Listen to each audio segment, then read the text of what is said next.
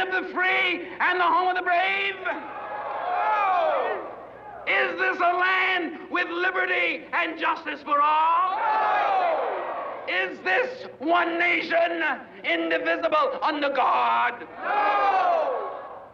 Either let us practice the democracy we are preaching, or shut up. He was a leader, born leader, without a doubt. I mean, a born leader, you know. Whenever he spoke, everyone stood up and listened. Yeah, I can't put in words because it's just something else, you know? He's good. In my language, he was a God-sent man. I shall try to cut my remarks down, but after all, I'm a Negro Baptist preacher, you know. Nobody can control a Negro Baptist preacher, even God sometimes can. But nevertheless, I will try to make them like a woman's skirts, long enough to be respectable, but short enough to be interesting. Adam Clayton Powell, Jr. was the pastor of America's largest Protestant congregation, a seminal leader in the fight for racial justice, and a U.S. congressman. As a minister, he preferred nightclubs to prayer groups. His political career was dogged by accusations of financial chicanery and neglect of duty, and his motives were often in dispute.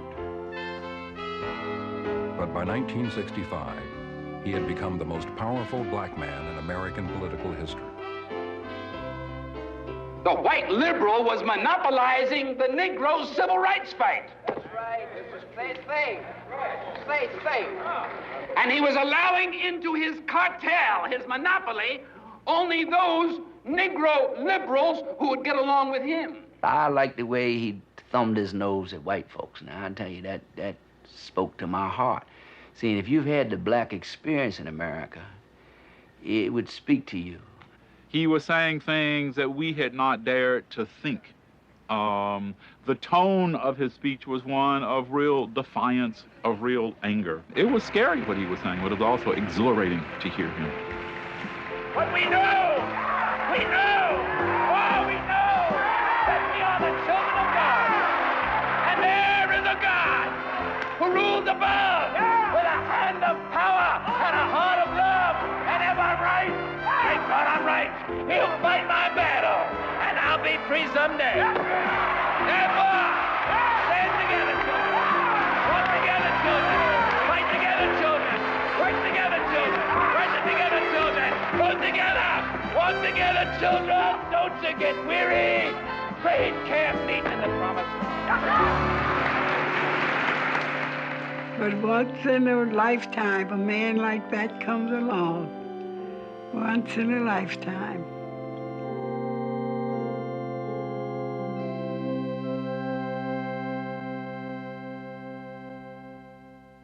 Adam Clayton Powell, Jr. was born in New Haven, Connecticut in 1908. He was a pampered, privileged child. His mother dressed him in Little Lord Fauntleroy suits. He had blonde hair and hazel eyes. His father, Adam Clayton Powell, Sr., was the pastor of New York City's Abyssinian Baptist Church. By 1923, he had built it into the largest Protestant congregation in America and housed it in a magnificent new structure.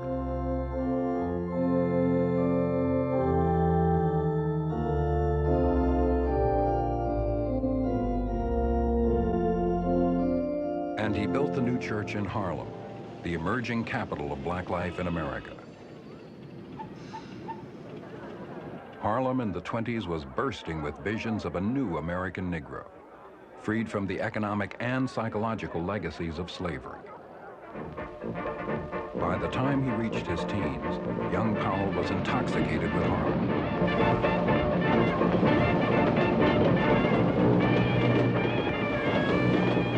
He loved its vermin, loved its women, loved its nights. When Adam's social life proved better than his grades, his father shipped him to Colgate University, an all-male Baptist institution in New York State, 35 miles from the nearest town. Once there, Adam neglected to tell anyone that he was a Negro. He even pledged a white fraternity, until a routine background check revealed his identity. My husband told me the story about how they would ride the train up to Albany, and then Adam would get off and change to go to Colgate, and Arthur would go on to Williams. And Adam would say, well, okay, brother. He said, well, I'll see you. I'll have to put on my white face now. And Adam was going on to be white up at Colgate. He told us that the first date that he had at Colgate was the Baptist minister's daughter. And of course, it was a white Baptist church. And that was really interesting. He enthralled his classmates with tales of the glamorous life in Harlem. He provided chorus girls and bootleg liquor from New York for party weekends. He told them it was one thing to know Ellington's music, but quite another to know the Duke personally. Adam had been preparing for a medical career, but with a church job waiting for him in New York, he soon realized that all he had to do was walk in and take over. Well, of course, after all, there was the king on the throne in Abyssinia. Why should he not be the prince?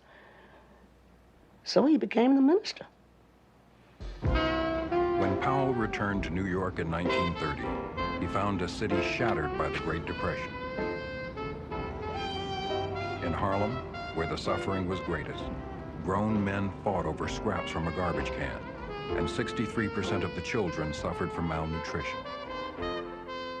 Immersed in a sea of misery, the new assistant pastor of the Abyssinian Baptist Church was shocked into action. He opened a free soup kitchen. He set up a job bank, an adult education center, a nursery school, youth programs, and a mental health clinic.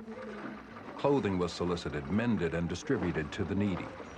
When a man came in one day for shoes and found none that would fit, Adam donated a pair of his own. But Powell still found time for the secular attractions of Harlem life. Isabel Washington, Adam's girlfriend since college days, was a star of the Cotton Club in Broadway. Well, I hope you do, because I need every pound of it. Powell Sr. was dead set against her. She was, he insisted, singularly inappropriate as a minister's wife. Because I was in show business. You must remember, he was a Baptist preacher. And in those days, this was sacrilegious for a minister to go with a showgirl. After all, I danced in costumes and showed my legs, you know. And Adam stood up and told him that I don't need the church, nor need your money. If I cannot have Belle, Bunny Girl, well, then I will not have the church. So, of course, he got his way. It was a public celebration. Across from the church, people rented window space to see the bride get out of her carriage. You must remember, there were two stars merging, my dear. There was Isabel Powell, the actress, the dancer, the singer, and he was the Prince of Abyssinia. In 1935, when a false rumor spread through Harlem that a boy had been shot and killed for shoplifting, a riot erupted which lasted for 2 days. In a series of articles in the New York Post, Powell established himself as the voice of Harlem's despair. Have you ever eaten garbage? Dined on bones sucked dry by strangers' mouths? Bread soaked in the juices of a garbage can? It was not a riot, he wrote. It was an open, unorganized protest against empty stomachs, overcrowded tenements, filthy sanitation, rotten foodstuffs, and chiseling landlords. It was not caused by communists. The Uptown Chamber of Commerce at that particular time had not only no black members, but blacks weren't even allowed to have stores on 125th Street. In the Harlem community, black girls could not get a job as clerks in the 10-cent stores. Adam thought that this was a good place to start and accomplish two things: get jobs to some people and establish himself as a hero and a fighter for black rights. Beautiful combination. You had an extraordinary explosion, and here was this very articulate 6'4", handsome guy parading up and down 125th Street with his congregation. He would have his church people, those women. Most of those pickets in the street were women. Under the banner, "Don't buy where you can't work," Powell helped establish picket lines from river to river along 125th Street. By that afternoon, the stores were closed. Bloomstein's, Woolworths, Crest, many jewelry and department stores on 125th Street were now in a position where they were forced to have to hire. Powell smashed barriers to black employment in the telephone company and the power company, in the baking, pharmaceutical, and beverage industries, and at the 1939 World's Fair. In 1941, he was a leader of the nation's first racially motivated bus boycott, declaring that every Negro that rides a bus is lynching the Negro race. Powell secured jobs for black drivers and mechanics in New York's public transportation system. He gave courage and leadership to a people who were hungering for someone to enunciate their feelings, their grief. And that was the grip he had on them. To understand Powell is to understand how the black church could be used as it would later be used in the 1950s and the 1960s. And in that sense, he's an antecedent to the civil rights movement. But far more than an antecedent, he was an individual who demonstrated the power of the church as a protest instrument, the power of the church as a social instrument, the power of the church as a community organizing instrument, and the power of the church as a political instrument. Everything that we are about as African people in terms of our struggle for justice and freedom started in the church. There is no separation of the sacred and secular, of church and state. In Black America, there is no separation. In 1941, Powell launched a newspaper, The People's Voice, as a forum for his views, and was elected to the New York City Council, the first black ever to hold the office. By the age of 32, Adam Powell was pastor of a 14,000-member church and leader of a mass movement which had obtained jobs for hundreds of Negroes. As a city councilman, he had all the publicity and prestige that went with the office, and his newspaper reached those thousands beyond political life. He was ready for bigger things. A new congressional district had been created for Harlem. It was an opportunity he couldn't ignore.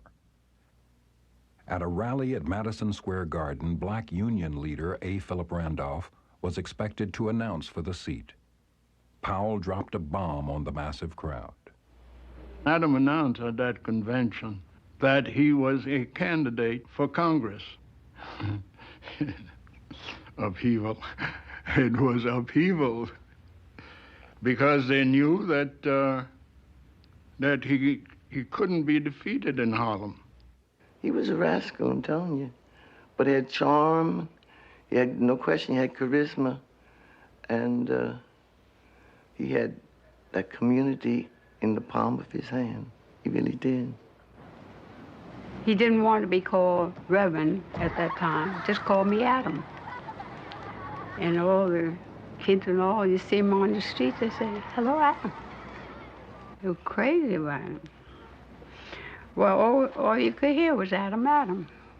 The black preacher is preeminently a prince, the better ones.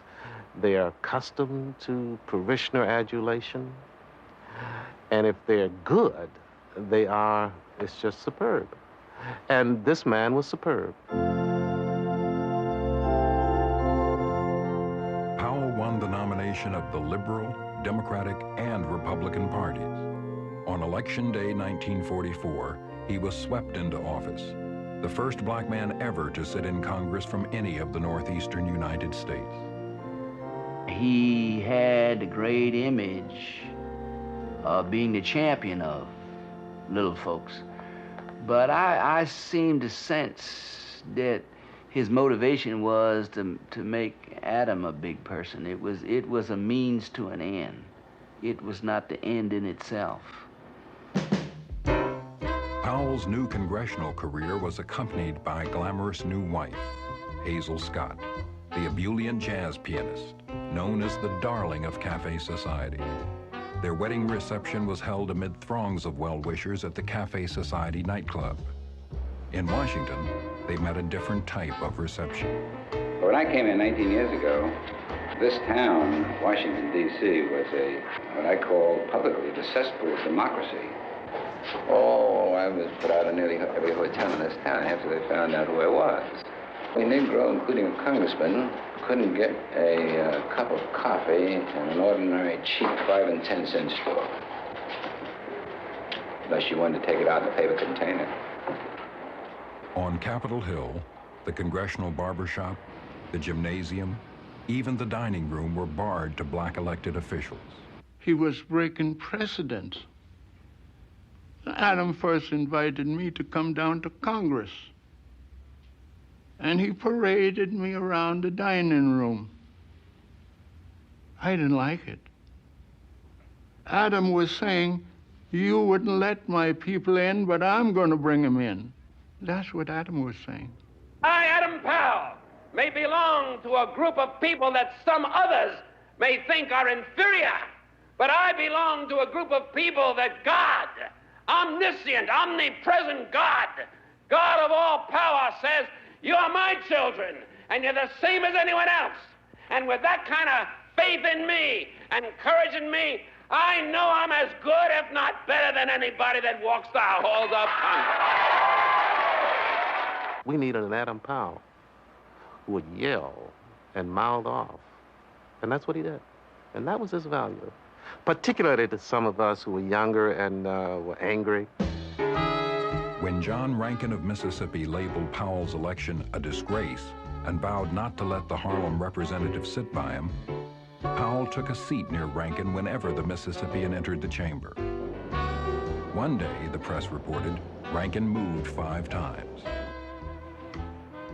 Whenever a person keeps prodding, whenever a person keeps them squirming, whenever a person is an irritant, it serves a purpose.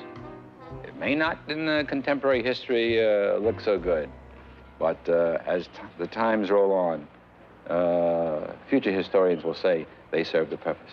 He continued to insist, for example, on putting an amendment on every piece of social legislation that it not be used for segregated services. It was called the Powell Amendment, and it denied funds to any state which segregated its facilities. In the face of Southern congressional power, the amendment caused the defeat of federal aid to education and other social legislation. And people would deride him. There were editorials in the New York Times, editorials all over the place. Why does Adam Powell get in the way of all this social legislation? The liberals hated him for it. I feel it was fundamentally an act of demagoguery because it did not advance the cause. It gave him an opportunity to make speeches. I could understand from his point of view why he would do it, but he knew full well that his offering that amendment would ensure the death of federal aid education. So he had an issue that he could keep alive, but he didn't do much to advance the cause of better schooling for the people of the country, including the children of his own district. We probably were not discriminating enough to discern whether Adam was always right or wrong or whether he was on a good issue. But he gave white folks hell, you know. And they'd been giving us hell for so long, you know, we were glad to find somebody who was in position to give white folks hell. Every piece of legislation that went through during his congressional career had a Powell Amendment. I mean, whatever the legislation was, there would be a Powell Amendment on it. Out of the 3 billion people in the world today, 2,500,000,000 are colored. And these colored people are saying, don't talk to us about a free world, and don't talk to us about following your leadership as long as you got our colored people in Cambridge, Maryland, not able to buy a cup of coffee in a cheap little lunch counter.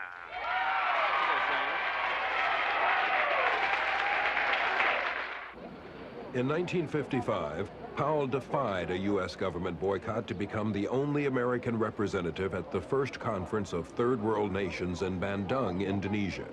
He traveled at his own expense. These are colored peoples, 2 billion of them represented here. But surprisingly, it's not anti-white, it's not anti-American, but it most definitely is anti-American foreign policy. He confounded expectations by defending U.S. progress in race relations and by blocking a Chinese effort to have the conference condemn America for its racism. A startled but elated Congress hailed him with a special resolution. The veterans of foreign wars named him their Man of the Year. And an embarrassed State Department called him in for a special debriefing session. They had had no representative at the conference. Adam Clayton Powell was bigger than life in a lot of ways. I think to understand that, one has to understand the times in which we were living. And late 40s into the mid 50s were a time really when there was very little hope in black America. Segregation was the law of the land, certainly where I lived in the Midwest and the South. And I certainly never imagined that segregation would ever end. Adam Clayton Powell was almost like this mythic figure who came to do battle on our behalf. That's what Adam represented, hope. Hope that situations would change. Hope that because of his rambunctiousness, it would come sooner, faster. He spearheaded efforts to combat lynching and voting taxes.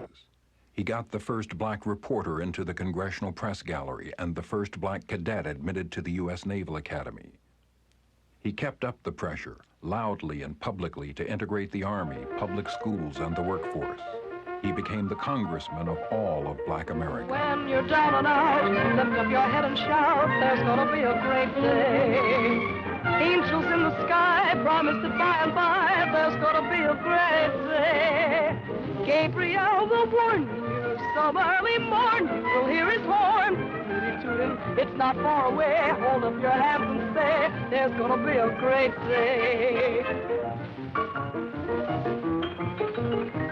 Adam and Hazel lived lavishly and let everyone know it. He bragged that they never missed a first night on Broadway, and that they spent idyllic weekends at their beach house listening to Rachmaninoff on the phonograph.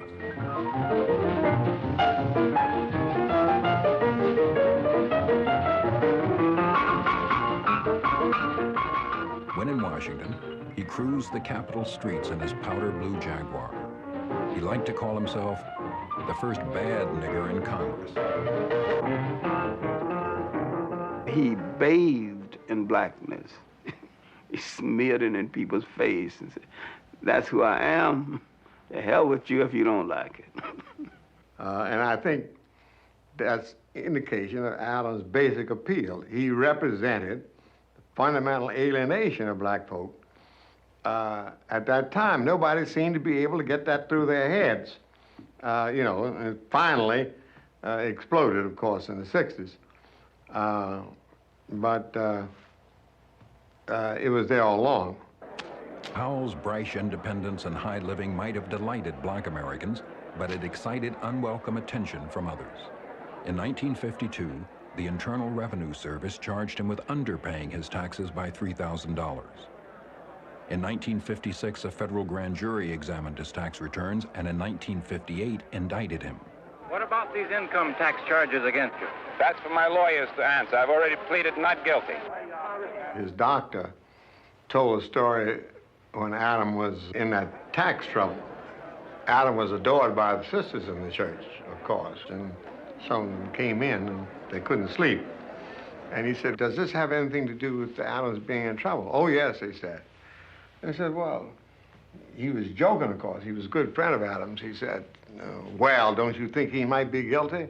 And they said, well, doctor, we knows he might be guilty. That's why we can't sleep at night. The gentleman's question was that if the case goes against me, could it be used against me politically? You answer him, please. The case against Powell himself was dropped, but a Powell aide was jailed for kicking back salary to him. The investigation smacked of political harassment, but questions remained about Powell's guilt and his character, and attacks against him continued for his uppity attitude, his lifestyle, and his infrequent attendance in Congress. When he was blasted by the Southerners, Southern segregationists for absenteeism, that meant virtually nothing to us. He was in many ways, for a long time, defined by his enemies. and his enemies were our enemies, and we made no mistake about that. Most black Americans, especially Harlemites, felt the same way. Adam, you know, never even sent a postcard out at election time. He didn't have to. He'd go to church on Sundays and tell them all how they were supposed to vote, and then they'd go out and tell everybody else what Adam said. And that's as much campaigning as Adam did. Really, he was incredulous. But everybody seemed to love it. The night he won his primary, he was coming down the streets like a Pied Piper. All of these people following Adam Powell and just laughing and clapping. And Adam had on a black silk cape lined in some kind of peach satin. I'll never forget it. And it was flung back so you could see the inner lining. And Adam came to the foot of the stairs here in the church. He's coming in now to give his victory talk to all of us who worked so hard and what have you. And as Adam came in the door, he said, "Brothers and sisters, the king is coming in." And the people said, "Adam, Adam, I see it right now." It was such an exciting time. He knew his audience and knew how to excite their emotions. We were having a big corps meeting. We asked Adam, would he come and make the fundraising speech? He said, yes, just give me a fact sheet so I'll know what I'm talking about. Tell me the things that you've done. He was looking at the paper that we had provided him, the fact sheet, and where we had said 7 restaurants were desegregated by corps, he added a 0, 70 in Washington. Not 5 in Baltimore, but 50 in Baltimore, and so on, kept adding a 0. And it was a stirring speech, and people were impressed. And he said, and now we want you to contribute to this mighty organization. And he reached for his check. It was a check for $100, he said. Others began writing checks or putting large denomination bills in the basket to follow suit. Later, I must tell you that Adam's check bounced. With John F. Kennedy's election in 1960, the nation moved into the expansive era of the new frontier, and Powell moved with it. His 16 years in Congress entitled him to the chairmanship of the House Committee on Education and Labor. Despite congressional antagonism, Adam Clayton Powell was about to become the most powerful black man in American political history. Powell's change in status again coincided with a change in wives. He divorced Hazel Scott and married his third wife, Yvette Flores Diago. Meanwhile, the civil rights movement was transforming American race relations.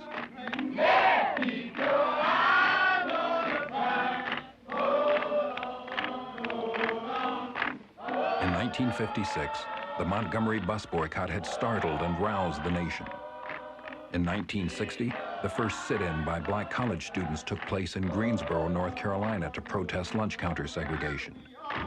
Freedom riders were challenging segregation on buses plying interstate routes throughout the South and being met by tides of brutal violence. Powell was the national spokesman for black impatience. It's not the color of your skin, brother. It's what you got in your heart and in your mind that makes you a man or a woman. Remember that. And if you all will stand together, there's nobody in this world that can stop a united mass of people moving as one, standing together, working together, picketing together, boycotting together, voting together, loving together, worshiping together. You'll win together. Walk together, children. Don't you get weary. Great campaign in the promised land. Committee will not come to order. Powell's Education and Labor Committee pushed through the first federal aid to colleges and universities and established the National Endowments for the Arts and the Humanities. Bills were passed to build schools and libraries, provide teacher training and student tuition assistance, educate the handicapped, train the unemployed, and ensure equal pay for equal work. After Lyndon Johnson became president in 1963, Powell and his committee churned out legislation at an unprecedented rate, 60 major pieces in 5 years, and saw every one of them pass by Congress. Representative William Ayers declared there would be no war on poverty without Adam Clayton Powell. This new law is the most significant education bill passed by the Congress in the history of the Republic. In fact, this session of the Congress will go down in history as the Education Congress of 1963. The blizzard of legislation meant that Powell, directly or indirectly, controlled the disbursement of over $10 billion. He was one of the most powerful men in America, black or white. I suppose Title VI of the Civil Rights Act of 1964 is the greatest monument to Adam Powell. Written into that great legislation is what he started offering as a lonely black voice in the Congress years before, the Powell Amendment. Tax money collected from the whole people should not be used to serve one segment of the people and exclude another segment of people, but rather it should be used to benefit the whole people. That's helped change America. Powell's legislative authority did not end at the halls of Congress. By the mid-60s, he was convening his committee meetings on the streets of Harlem. These people here, for instance, leaning out the windows, they've never seen a hearing. Yet these are the people for whom we legislate. This is no stock show for me because I don't need anything in this community. I got 84.4% of the vote last year without spending a penny. All right, all television and cameras will have to stop now, and the committee will formally come to order. And we As his power grew, so did his delight in flaunting it, which suited his constituents just fine. I remember once that he said that he was going to go off to Paris to prepare for a congressional investigation of nightclubs in Paris. And it was very clear that he was mocking congressmen who went to Europe to say they were investigating this and would spend their time partying and drinking and womanizing and all this. Powell did it all openly. We liked the open defiance of the system. Next Sunday, Pan-American luxury flight to Paris.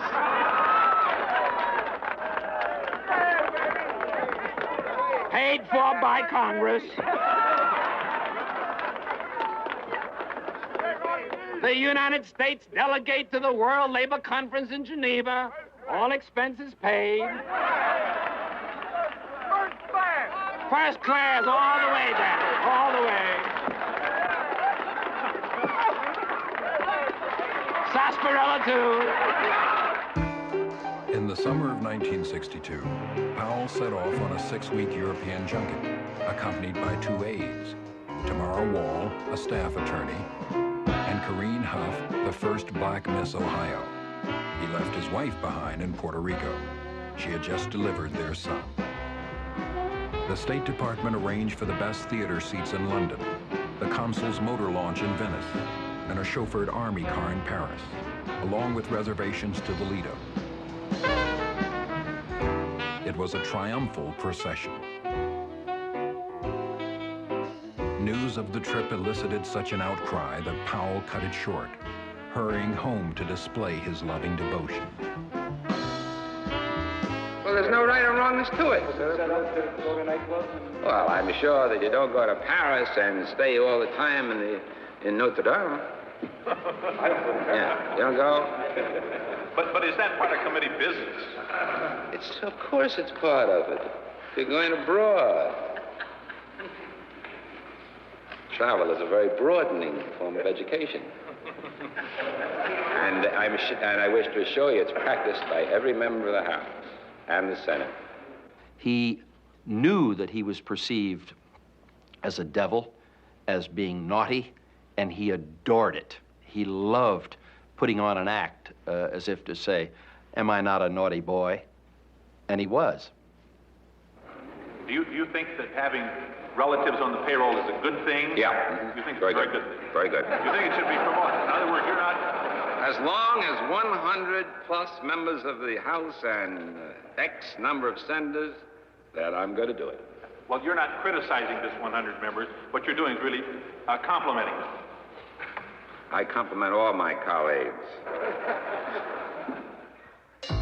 Powell seemed capable of braving the congressional tempest But other storms were brewing. In 1960, a 66-year-old domestic worker named Esther James sued Powell for libel after he accused her of being a bag woman, someone who delivered payoffs from gambling, prostitution, and drug racketeers to the New York Police Department. She won a judgment for more than $200,000. You have to ask yourself, why is it that a poor woman in Harlem who has no money can pay 5 of the best lawyers in New York for 3 years to bring a charge against Mr. Powell? That's for the bag woman, baby. Powell not only refused to pay, he also refused to appear in court and was cited for contempt. The only day he could be in New York was Sunday, when a civil summons could not be served.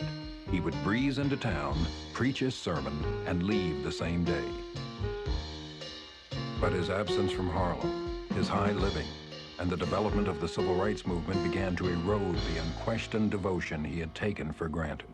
Whenever Powell is questioned in terms of his leadership, particularly by the white press, he's questioned about his leadership, he will get to a point and then he will say, well, you see, I'm black and you're white and you don't understand. Right. But I'm black and I don't understand. And I would like to know the matter. Adam was used to being very powerful, all-powerful. He spoke for all blacks. As far as people in Congress were concerned, he was the one. And then Martin comes along at 29 years old. And now, all of a sudden, not just Atlanta or Birmingham, but the whole world accepted Martin as the spokesman for blacks. And that isn't the way Adam could see it going. In 1960, Martin Luther King planned to picket the Democratic Convention in Los Angeles. Attempting to reassert his control and put King in his place, Powell threatened to leak a story of a homosexual relationship between King and Bayard Rustin, a King advisor. That the story was fictitious made no difference. It could ruin King. The picketing was put on hold. Well, Powell had a kind of a vicious streak in him. I mean, if he wanted something, he knew how to go after and get it. I mean, he was a political animal. He knew his trade well. Frankly, I do not think Adam was an immoral man or a moral man, even. I think he was amoral. I think he was almost completely political, who would do whatever served his purposes politically. And that meant personally, because the politician cannot separate his own personal advantage from his political advantage. The movement acquires a kind of moral purity, and there is a sense of moral purpose about the movement, so that the ends are not just political, the ends are also moral and spiritual at this point. And so given that that becomes the climate in which the politics take place, Powell's lifestyle and the womanizing and this, that, and the other begins to seem rather tawdry at that point. Powell began to seem to be a very self-indulgent figure. Leaders have responsibilities. But the personal side of Powell would never permit him to subordinate that to the public requirements.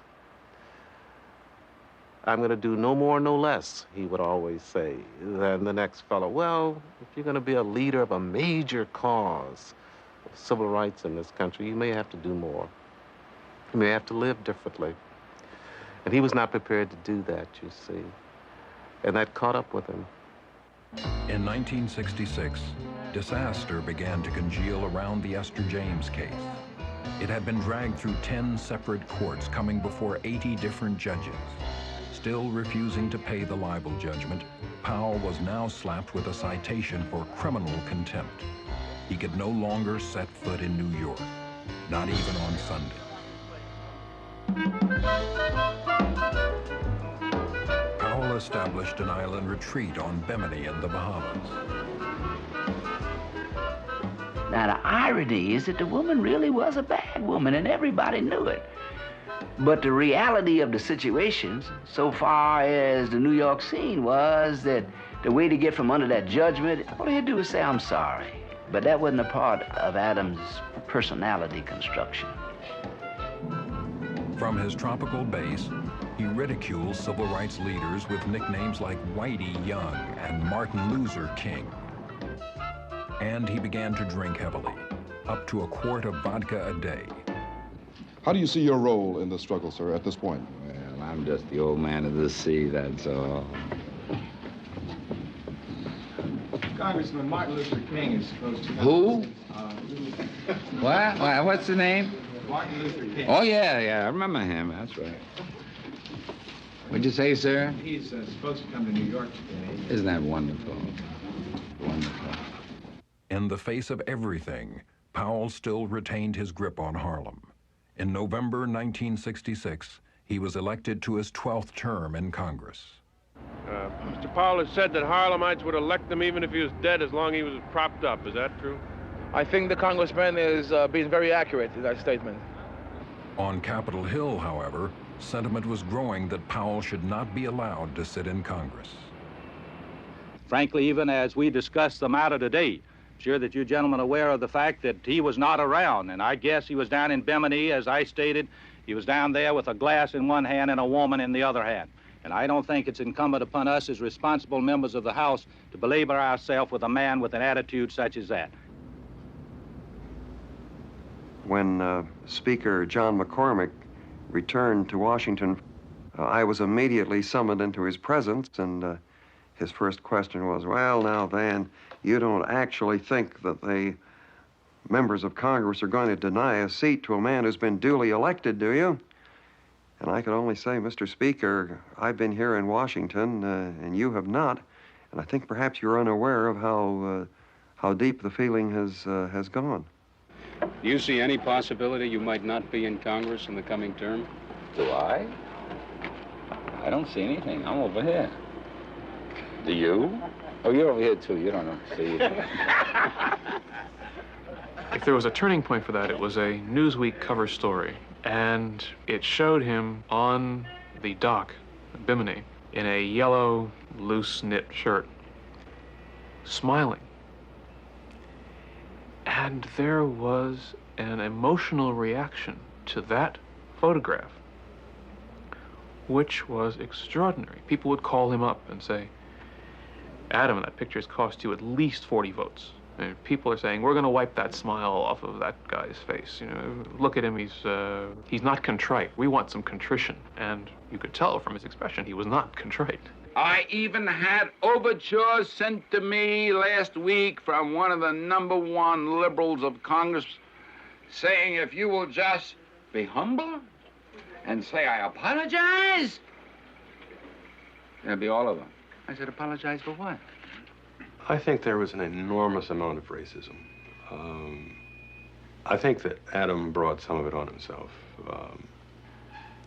He couldn't help flaunting his power and his lifestyle.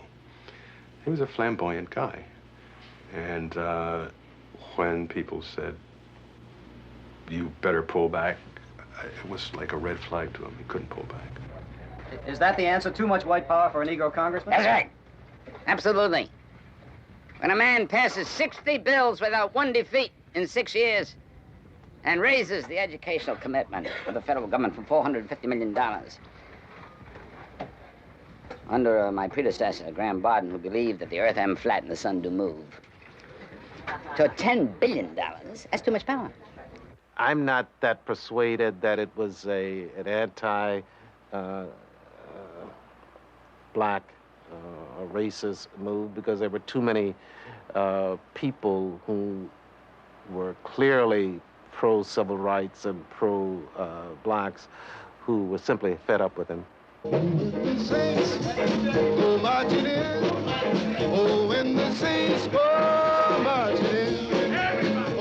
Congressman Van Deerlin moved that Powell not be sworn in until a congressional investigating committee reviewed his fitness for office. Thousands of Harlemites gathered in Washington to demonstrate support of their congressman. On January 10th, 1967, the House was slated to vote. Even I was amazed, and I knew how strong the feeling was running against him, but even I was amazed when the vote came down to 363 to 63. It was a margin of 300 votes. I stood next to Adam behind the rail in the House of Representatives when the vote came to throw him out, and he couldn't believe it. He didn't really think that the House would do that to him, and it came as a great shock to him. And as he went out of that chamber, it seemed to me that psychologically he collapsed. His shoulders just slumped. His face was, he just had such a blank expression on his face. And I remember thinking, God, what a shame.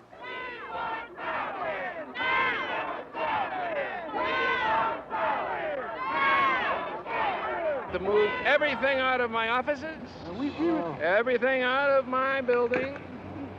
I am out as a congressman. You no longer have a congressman. But Powell was only suspended from office. In March, the Congressional Committee recommended that he be seated but lose his seniority and his chairmanship. But the full House ignored the recommendation, voting 307 to 116 to exclude Powell from Congress entirely. We do not justify Adam Clayton Powell's misdeeds. Misdeeds are misdeeds. And certainly we wouldn't justify this, but we feel that there should be a uniform code of conduct applicable to all congressmen. And the fact that Congress has not done this means that there's a great deal of hypocrisy there. And to single him out certainly doesn't deal with the great evil that exists within the congressional system itself. Would you vote for him again? Yes, I would. Can you tell me why? Because I think he's a good congressman. I really do. I think the whole setup is a put-up thing. How about all the charges leveled against him? Well, I don't think he's completely innocent, but I don't think any of them are. Because I think he's the greatest man in the world. In April 1967, Powell was reelected to fill the vacancy created by his own exclusion. He beat his Republican challenger by a 7-to-1 margin. So we voted for him in spite of some personal misgivings we had, to let them know that it was not their prerogative to choose who would represent us. Despite Harlem's vote of confidence, the House again refused to seat Powell. The Supreme Court would eventually rule 7-to-1 that Congress had illegally excluded him. He was reseated, but deprived of his seniority and his chairmanship. A $25,000 fine was deducted from his salary. Adopting the motto, part-time work for part-time pay, Powell responded to only 9 of 177 roll calls that year, a new record of absenteeism. He hasn't shown us, mostly of his race, that he's too interested in coming back, and if he hasn't put up a hard enough fight. And if I feel as though he's not interested in coming back, admit up to it, vacate the spot so somebody else can replace him. Should at least come back or do something. Yeah, we have no representation in Harlem. We have to have it. Somebody has to be with us. Back in Bimini, his longtime companion, Corrine Huff, abandoned him to marry the skipper of his fishing boat. He seemed entirely spent. The last 3 years of Adam's life, he was dying. He knew it. He had cancer. And he would go to a public meeting. I was at some of them. He said that, well, my doctors told me that I've beaten the big C, you know, which was a lie. The doctors told him, we ever told you that? But Adam was playing to his audience and stimulating them, the fact that he's well again and vigorous again, when he was still fighting cancer. A man can't fight approaching death and all the political forces all at the same time. In 1970, ailing, absent, and powerless, he lost his first election ever by a margin of less than 150 votes. Adam Powell died of cancer on April 4th, 1972. He was 63 years old. On the day of his funeral, the city of New York ordered flags lowered on some of its buildings. 2 days later, his ashes were scattered from a plane onto the warm seas surrounding Bimini.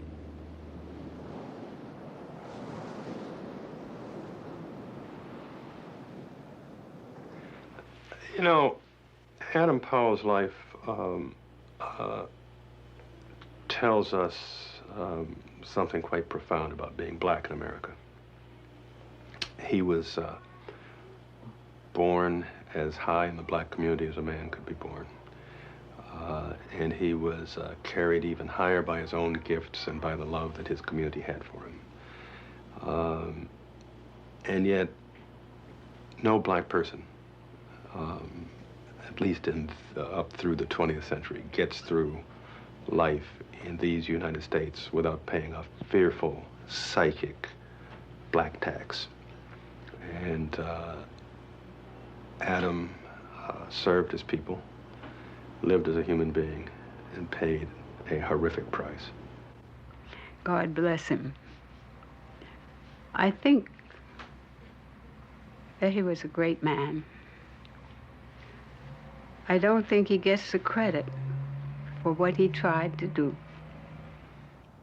I still have great love and affection for Adam Clayton Powell, and I'm just grateful that he was there when I was a little boy and an adolescent coming up. And I honor his memory, and I love the man. I wrote an article about Adam soon after his death, and I said that in order to understand Adam, you need a child and a very old man. You need a child to say that the late emperor of Harlem politics have no clothes.